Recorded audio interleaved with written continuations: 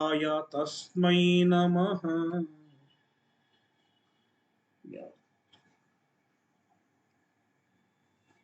भगवद्गीता अध्याय 9 श्लोक 25। यान्ति देवव्रता देवान्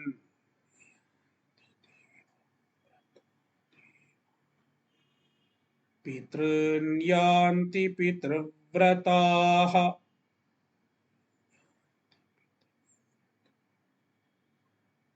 भूतानि यान्ति भूतेज्याः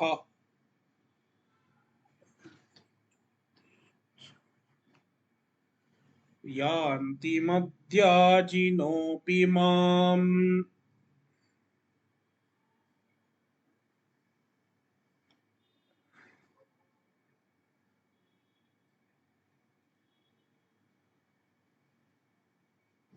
In the context of upasana, there is a popular statement: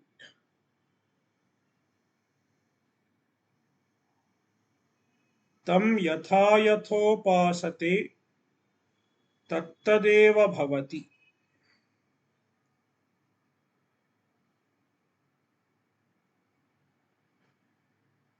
If you meditate intensely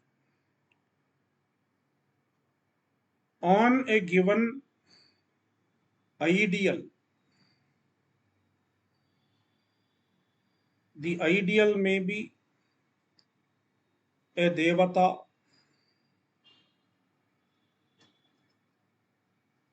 or it may also be Paramatma himself, Bhagavan himself. If you meditate on the particular devata, even during lifetime,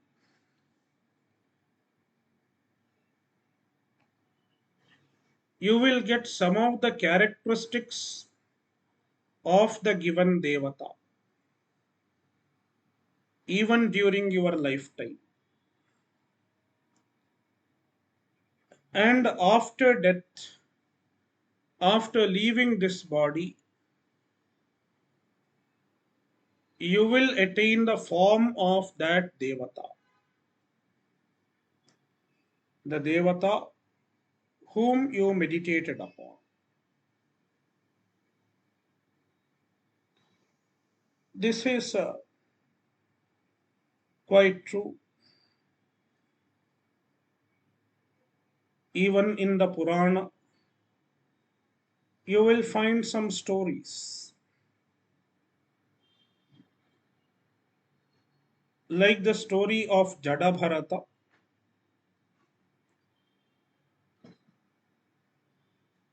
Bharata was a great man.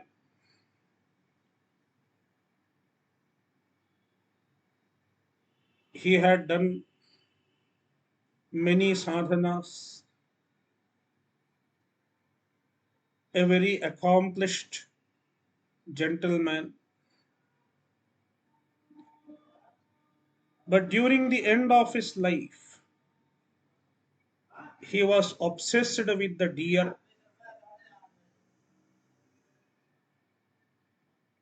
his pet. Therefore,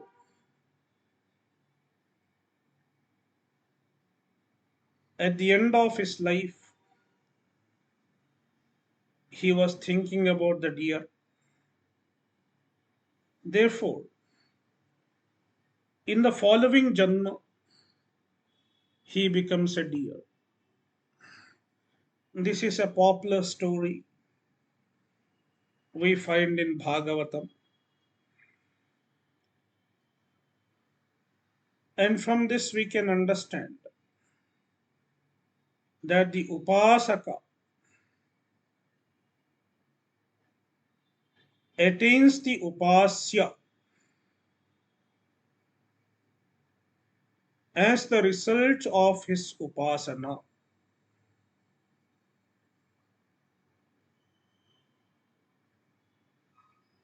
Based on this principle, Bhagavan is stating the result of a sadhaka's commitment to any particular devata or to any particular being.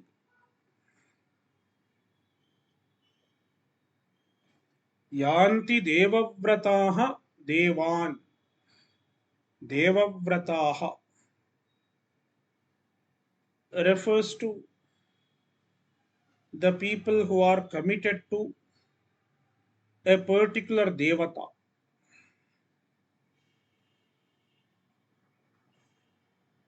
Deva does not refer to Paramatma. Deva does not refer to Ishvara. Any devata like Indra, etc. Indra, Agni, Varuna, etc. The devatas who are introduced by the Shastra. As we have seen in the last session, people worship these devatas with the understanding that they are certain limited individual beings with some superhuman powers, and they are capable of producing certain limited results. They can bless you with some limited result, like some special siddhi, special occult power, etc. The devatas cannot give you anything more than that. They are capable of giving only limited results.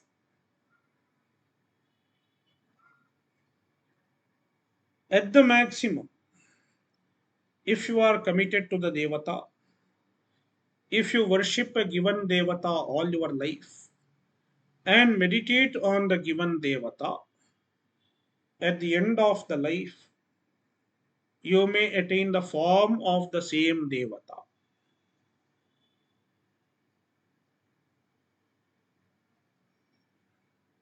You may get devata sayujya. You may become one with that devata, merge with that devata at the maximum. Therefore, Krishna says, Devavrataha, Devan yanti, they attain the devatas. Any devata, the devata whom he worships, the devata to whom he is committed, he attains the same devata after death. Pitrun yanti pitravrataha. Then there are some other people, they are committed to the Pitras, the ancestors.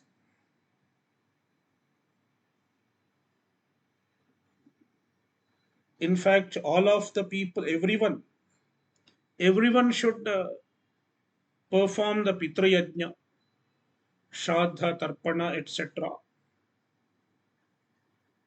It is a Nitya Karma, an obligatory action. Pitra Yajna should be performed, no doubt about it. But then some people, they are committed only to Pitra Yajna, and they are committed to the ancestors, the Pitras.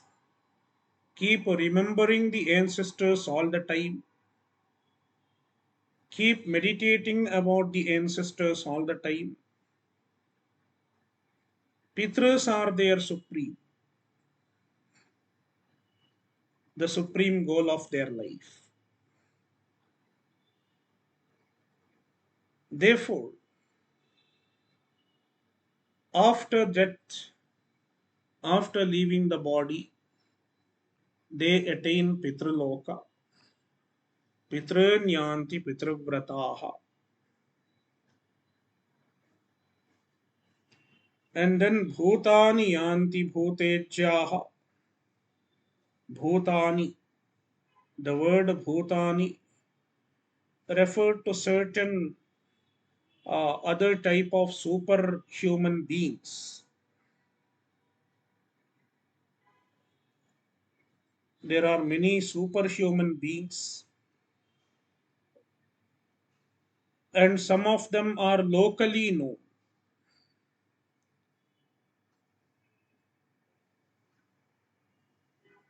A few months back, there was a movie. What is the name? It was about Bhuta. Yeah. Okay. Okay. Yeah.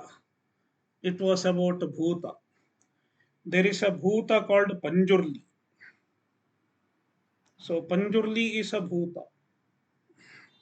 So some people worship the Bhutas. So Bhuta is a superhuman being. It is not a Devata because it is not the Devata prescribed in the Shastra, revealed in the Shastra, but it is a Bhuta. There is Panjurli and Dhumavati. Such Bhutas are there. And Shankaracharya gives the name of some other Bhutas. Vinayaka. Vinayaka does not mean the Ganesha that we worship. It's another name of a Bhuta, not Ganesha. Matragana. Matragana is another group of Bhutas.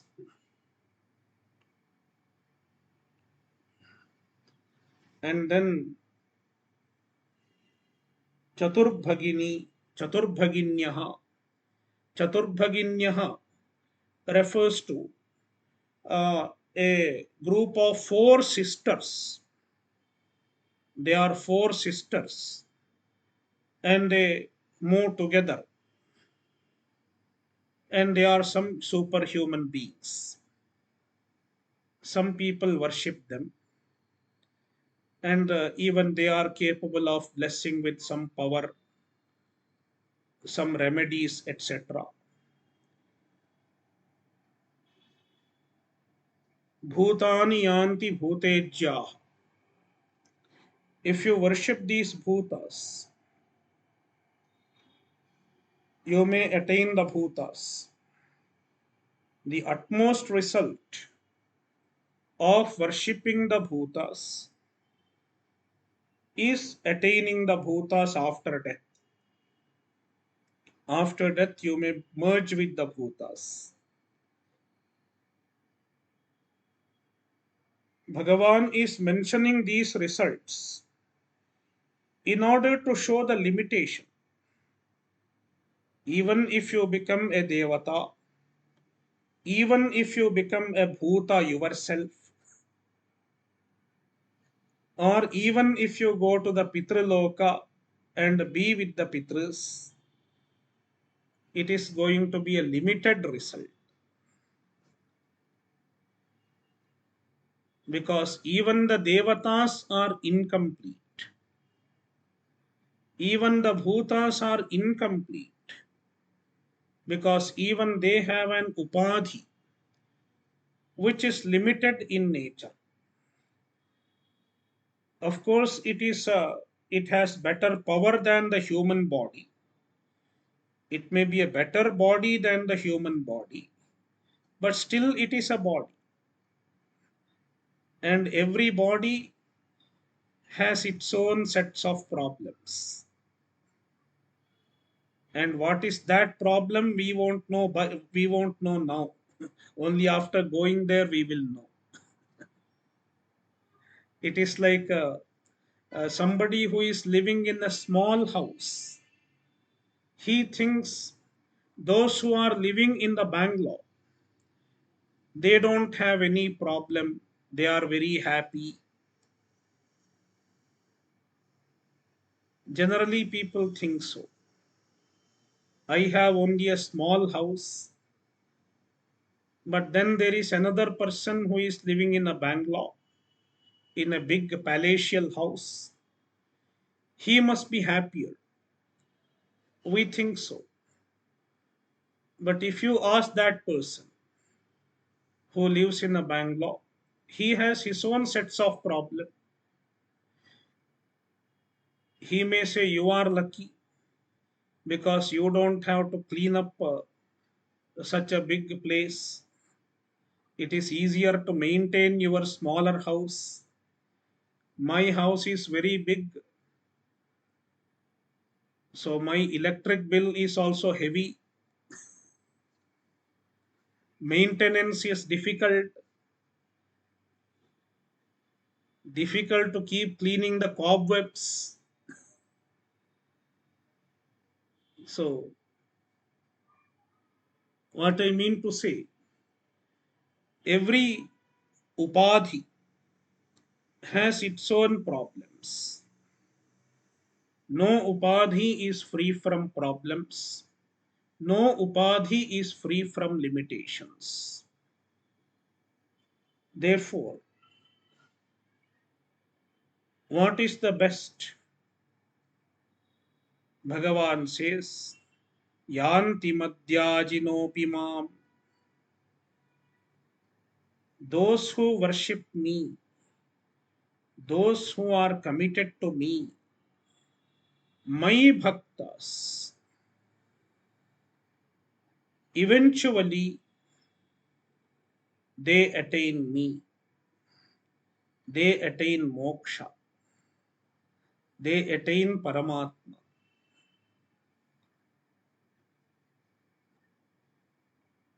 If you attain Paramatma, you are free from all the problems for good. It is the only way to be free from all the problems. It is the only way for, it is the only way to total happiness. Shashwata Sukha and Shashwata Shanti.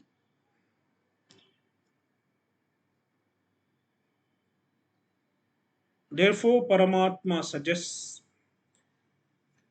worship me, meditate on me, and seek me.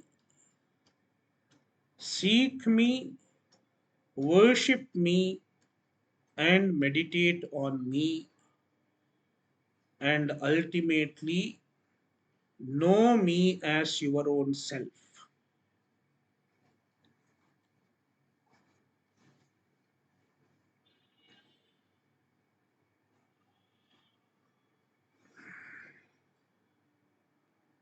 Shloka 26.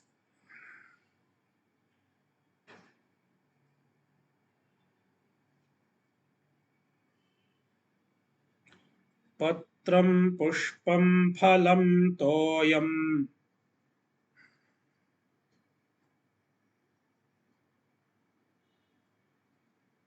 yo me bhaktya prayachati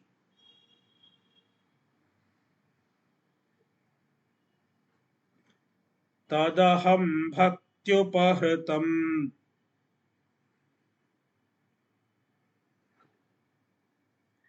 ashnami prayatatmanah.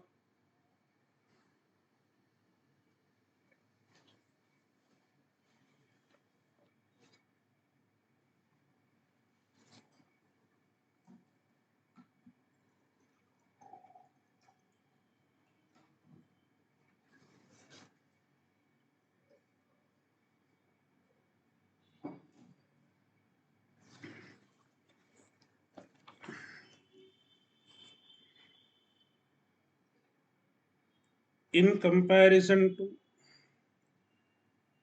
commitment to the other devatas,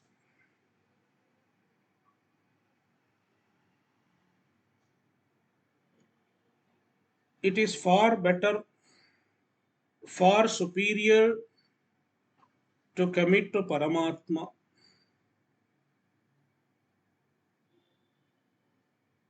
Already Bhagavan gave one reason, the phala, the result of commitment to the other devatas is going to be finite. Commitment to the other ideals is going to be finite. Whereas commitment to Paramatma will eventually lead to the infinite and eternal result. This is one reason.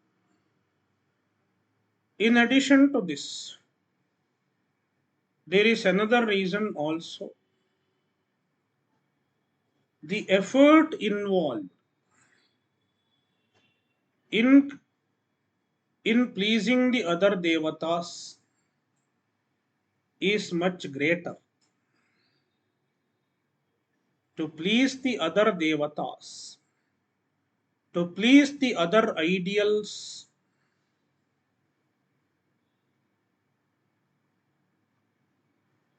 it requires very great effort. They are not easily pleased. Like the local boss, it is not easy to please the boss.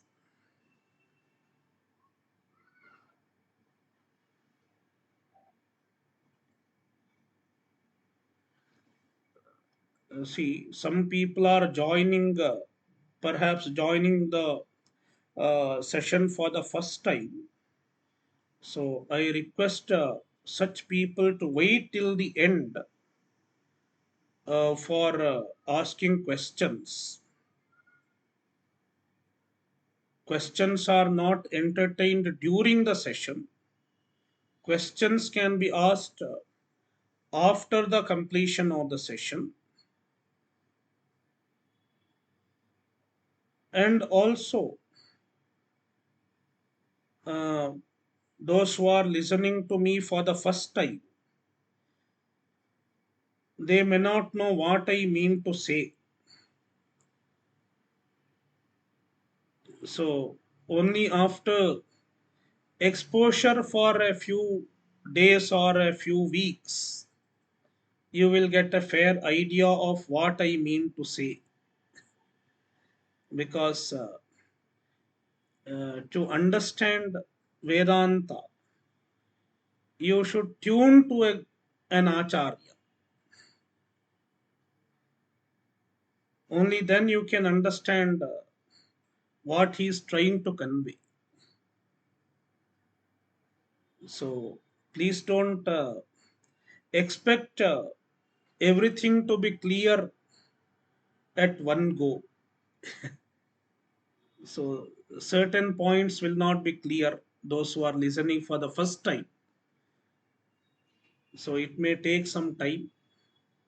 So this session and the next session, a few sessions, you will get a somewhat clearer picture, and the clarity will improve as you go if you listen consistently with the commitment, with proper attitude.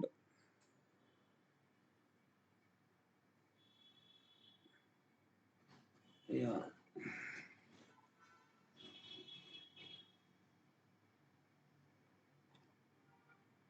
So another advantage of being committed to Paramatma instead of any other ideal,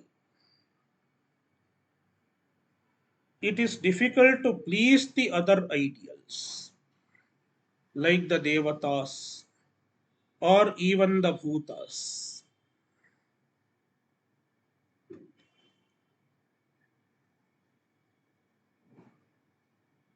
But it is very easy to please Paramatma. because they say Paramatma is bhavagrahi, Ishvara is bhavagrahi. Bhavagrahi means he is more interested in your bhava, your attitude, your devotion,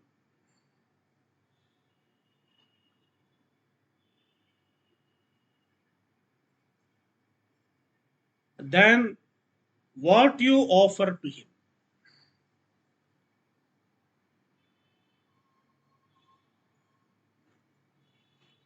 The local boss, he is interested in what you offer,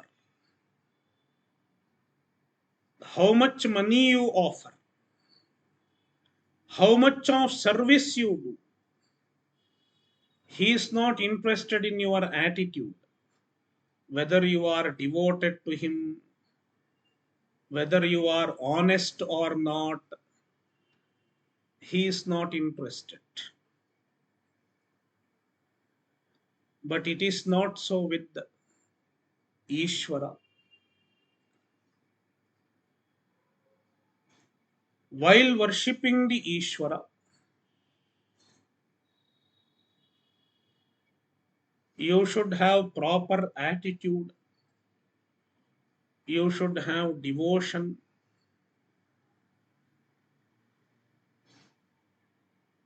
With the devotion, with the bhakti, even if you offer the simplest of the objects, Paramatma is pleased with it.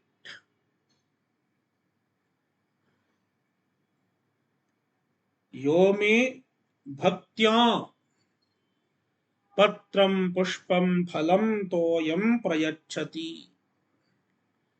Yaha, any devotee, bhaktya, with the devotion, with the bhakti, with the love, he may offer anything. Patram, leaf.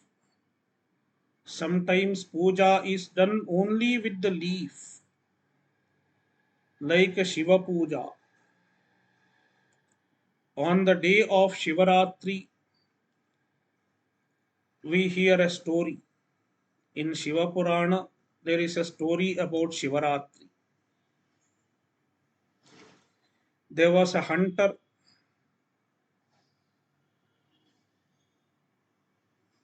and this hunter sits on a tree, and without his knowledge, he was an uncivilized, rustic hunter, illiterate. He has no idea about Ishvara, no idea about puja,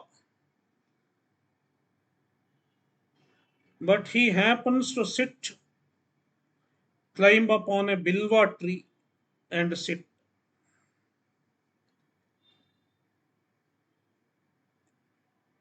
As a coincidence, there happens to be a Shivalinga right underneath.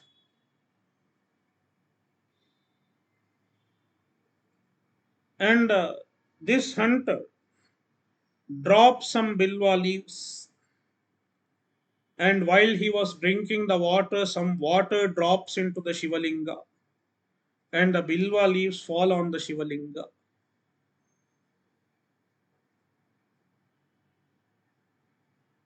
And without knowing, the hunter has done the puja. That is the story. I'm not getting into the details of the story. So, the story is to convey that even if you worship Ishvara with the leaves and water, he is pleased, provided you are doing it with bhakti. Bhaktya prayachati.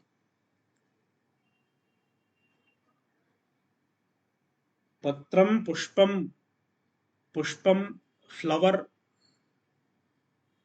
phalam fruit, Shabari fed Rama with the fruits. And even when she fed fruits, she first bit them and then fed.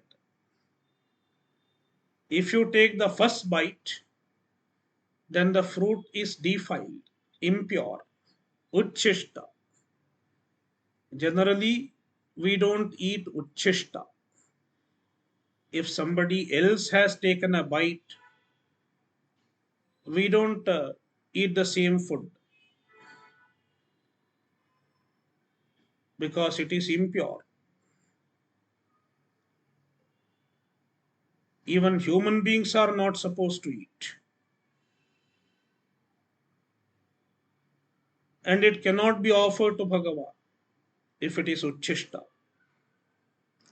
But still, Shabari offered and Rama ate happily. Why? It is because of her bhakti, because of her devotion. Tadaham bhaktyupahritam, tad bhaktyupahritam. See, once again, Krishna says bhaktyupahritam. Already in the first line, he said bhaktya prayachati. Once again, he says bhaktyupahritam, offered with the devotion, offered with the bhakti. Bhakti is repeated in order to emphasize on the need of bhakti.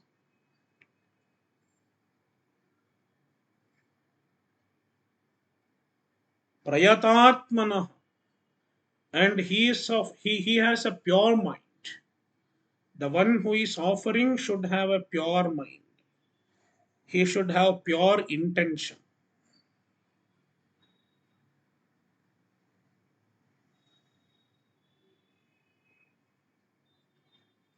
Ashnami, I accept it. Paramatma accepts it and he is pleased with it.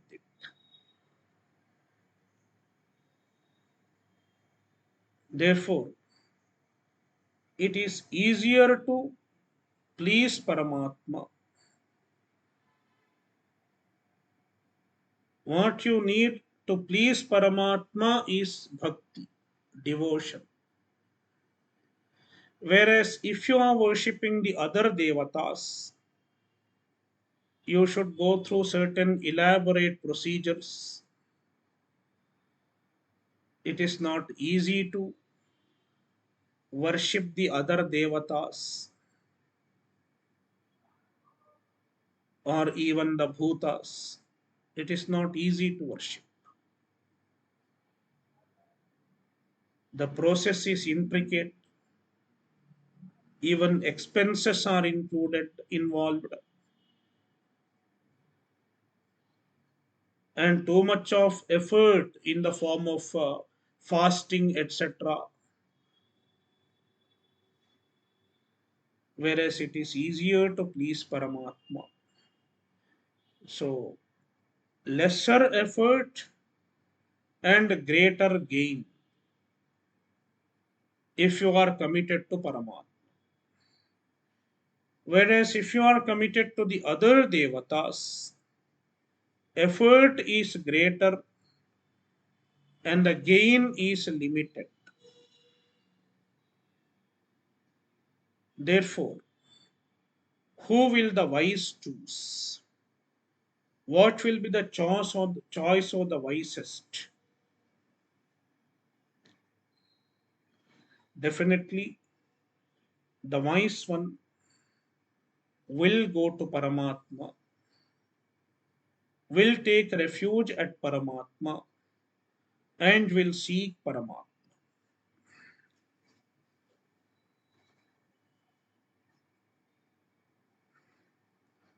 Shloka 27. Yat karoshi yadashnasi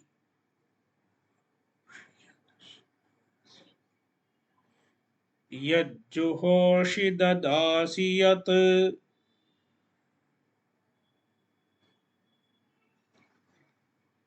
यत्तपस्यसि Kaunteya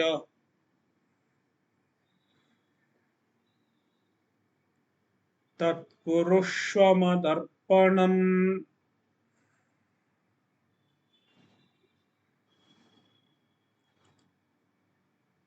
Now, Bhagavan is prescribing another important sadhana for his devotees, for his bhaktas, the bhaktas who are seeking moksha, the mumukshus. Bhagavan says, offer all that you do to Paramatma. Offer all that you do to Ishvara. Yat karoshi. All the actions that you do, any action in general, it may be the mundane action like walking, even breathing.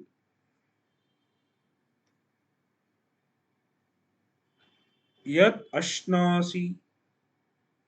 All that you eat, the action of eating. Yat juhoshi. All that you offer in a home, in a havan, into the fire, into the sacred fire. Yad dadasi. All that you give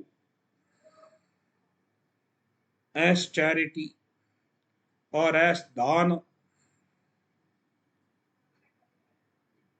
Sometimes you may give to the poor as charity, or sometimes you may give it as a dana to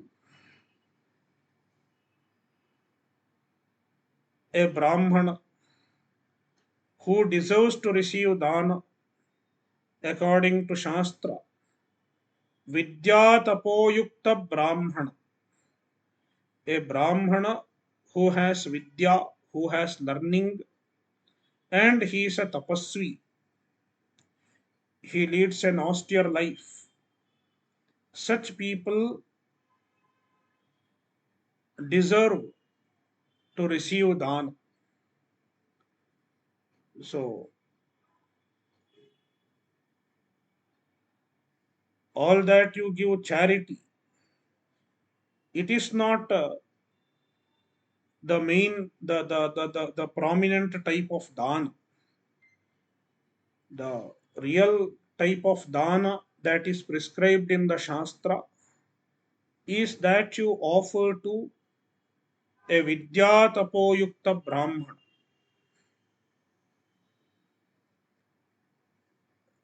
If you give it to the poor, of course it is charity. It is a great work, but it is not the dana as prescribed in the Shastra. Dana is different, and the charitable works are different.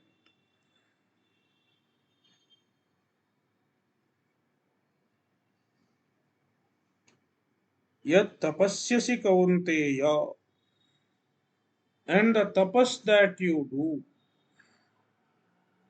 all the tapas like fasting, etc. Tat madarpanam kurushva, offer it to me. Do it as an offering to Ishvara.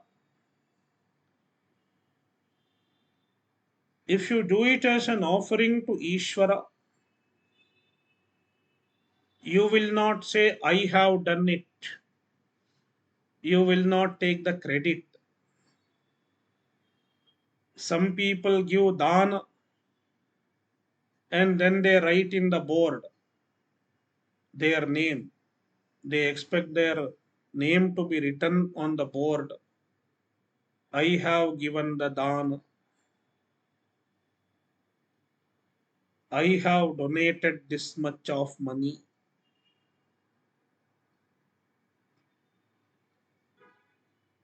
When you have given as an offering to Ishvara, you do not take any credit and you do not seek anything in return,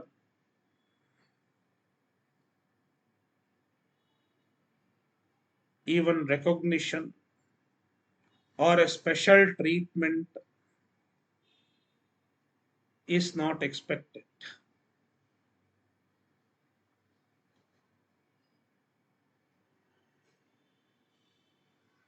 So, performing all the actions as an offering to Ishvara,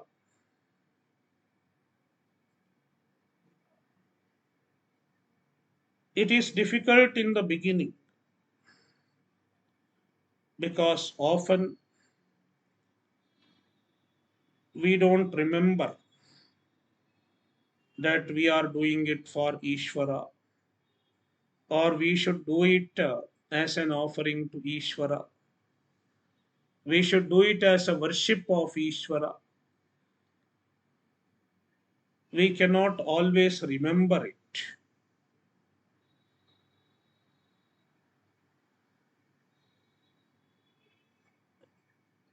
In fact, many years ago, I was thinking how it is possible when I was young. Then I spoke to a Swamiji who was like my guru, not my main guru, but he was like my guru. I asked him, how is it possible to perform all the actions as an offering to Bhagavan?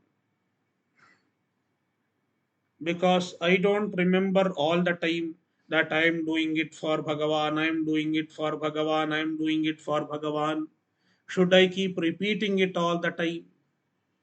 It is not possible to repeat all the time, also, because if we keep repeating, then we will not be able to focus on our work also. Suppose you are doing some action, you are cooking, and while cooking you say, I am doing it for Bhagavan, I am doing it for Bhagavan, I am doing it for Bhagavan, and you are cooking, you will forget to put salt, sugar, everything. So I asked this question to the Swami,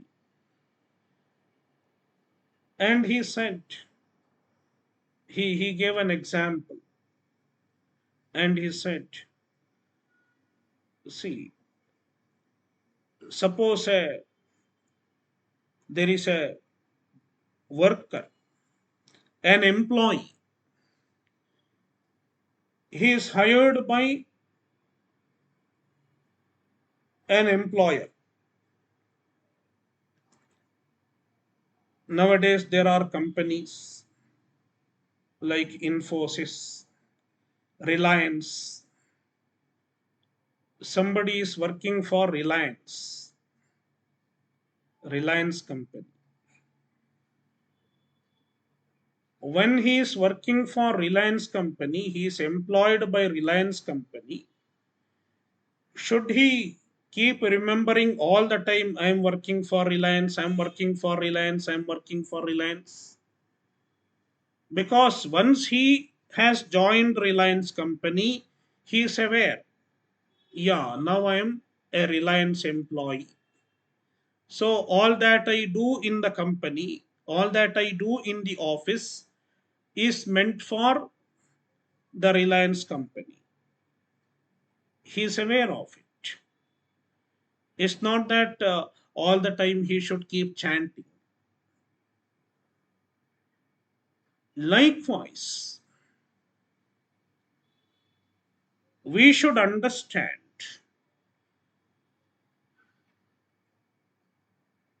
a bhakta should understand that he is Bhagavan's dasa.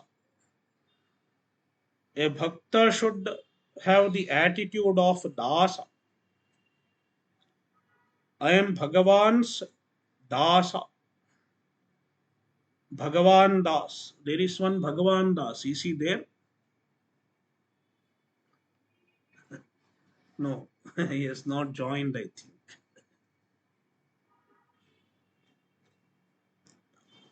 I am Bhagavan's Dasa, Rama Dasa, Krishna Dasa, because it is Bhagavan who has created me, who has created this body, this mind, and it is Bhagavan who has given me the hands and legs. Therefore, in a way, Bhagavan has hired me.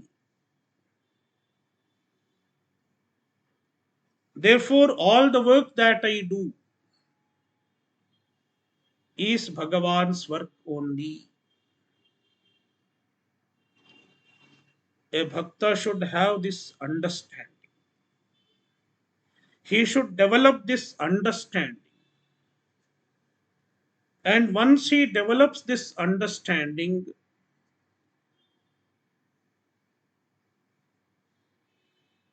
all the work that he does becomes Bhagavan's work.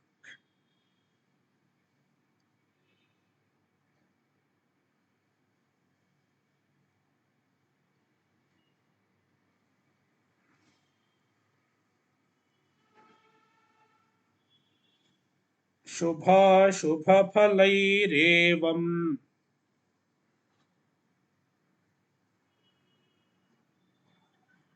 मोक्ष्यसे कर्मबन्धनैः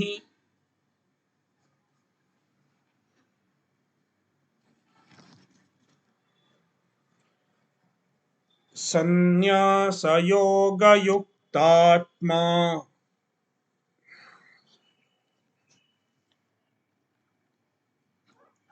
विमुक्तो मामुपैष्यसि.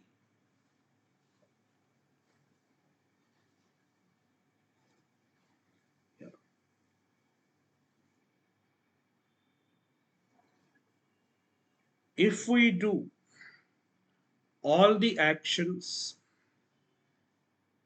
as a worship of Ishvara, where does it lead to?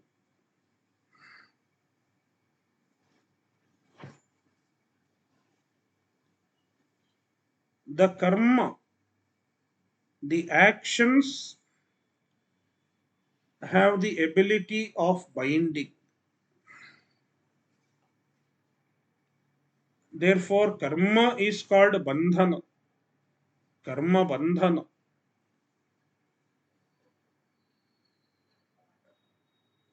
because certain types of actions they bind by producing some desirable result. You have done some punya karma. As a result of the punya karma, you get some desirable result. Even the desirable result is binding in nature. Like Devata Sharira.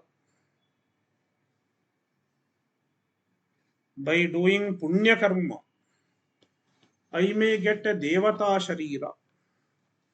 But even getting the Devata Sharira is a bondage as far as a mumukshu is concerned.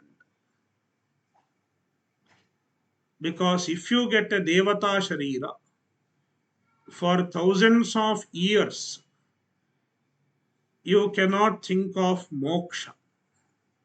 You are caught up in the Devata Sharira, caught up in the enjoyment of Sarga.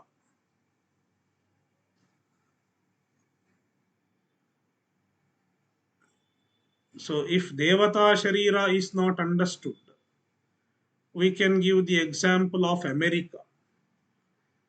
Some people get an opportunity to go to America, and some people have to go because their children are there and they have to go there in order to take care of their grandkids.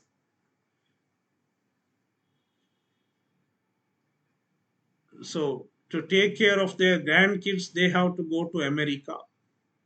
So, sometimes they go for 3 months, sometimes they go for 6 months. Definitely, it must be the result of punya to go to America. I think so. I don't know. You know better. But the punya is binding because for 6 months they have to go away.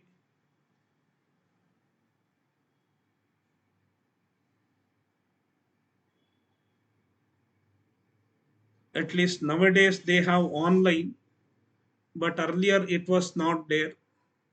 So they could not attend the sessions for 6 months. There was no Shavana for 6 months. So sometimes even Punya is binding in nature. Not sometimes, often, almost always. Punya binds us. By giving pleasure, the Punya binds.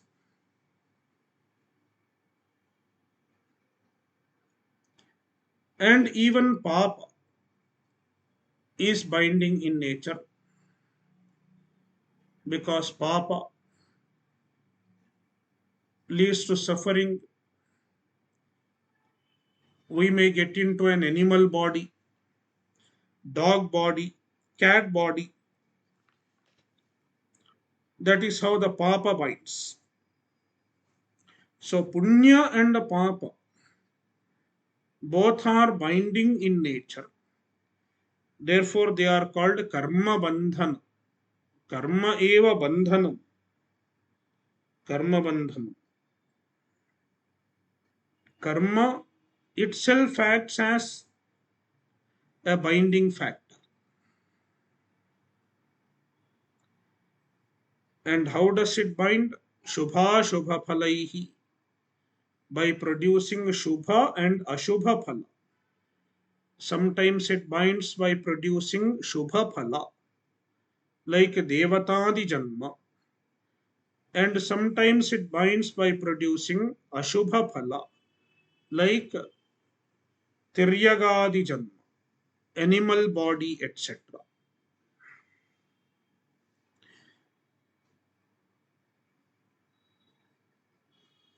The same karma, which is otherwise binding, serves as a liberating force if it is performed with the proper attitude. If it is performed as a worship of Ishvara, if it is performed as an offering to Ishvara, the same karma serves as a means for liberation.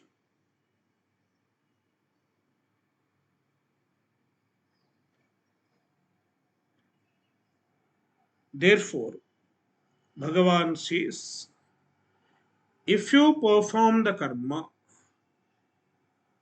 with the Ishwararpana buddhi as an offering to Ishvara,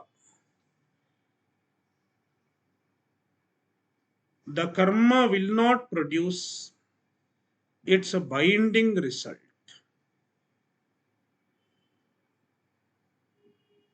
This is one of the greatest advantages of performing karma with the Ishwararpana buddhi. This is one benefit. The first benefit, the karma will not produce its binding effect in the form of devatadi janma or in the form of prani janma, pashu janma. In addition to this, there is another result which is even more important. Such karma, if the karma is performed as an offering to Paramatma, it produces chitta shuddhi. It purifies the mind, and by purifying the mind, it facilitates jnana. One becomes eligible for atma jnana, and then eventually sannyasa yoga yuktatma, he becomes a sannyasi, means he becomes a jnani.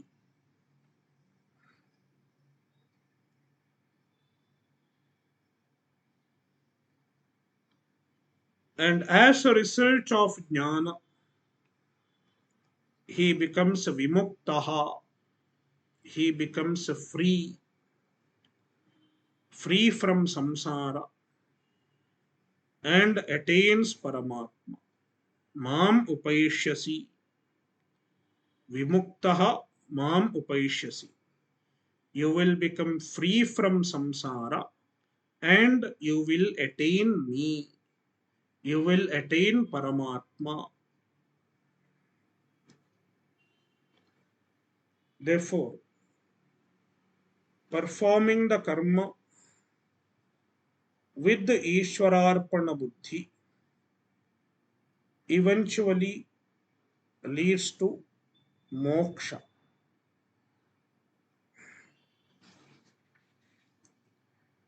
Om Purnamadah Purnamidam Purnat Purnamudachyate Purnasya Purnamadaya Purnamevavashishyate. Om Shanti Shanti Shanti. Harihi Om.